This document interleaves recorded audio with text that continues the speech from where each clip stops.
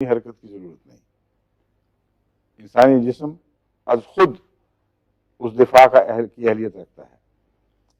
اس کا ثبوت یہ ہے کہ جو سادہ زندگی گزارنے والے زمیندار اور دوسرے لوگ ہیں، ان کی اگر غذا درست ہو اور محنت کش ہوں تو بہت بڑی بڑی بیماریوں سے ویسے ہی بچے رہتے ہیں.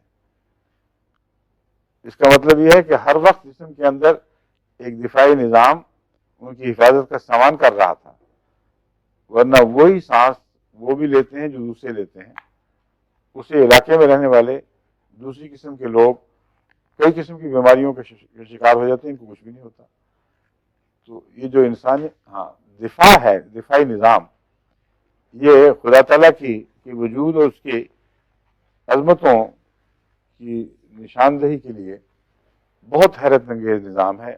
ہومیوپیتھ کو بھی اس پر غور کرنا چاہیے، کیونکہ ہومیوپیتھک نظام اس کی بعض خوبیوں کو اجاگر کرتا ہے اور سامنے لے کے علاج کھڑا کر دیتا ہے. یہ کہتے ہیں وقت ختم ہو گیا، کیوں جی؟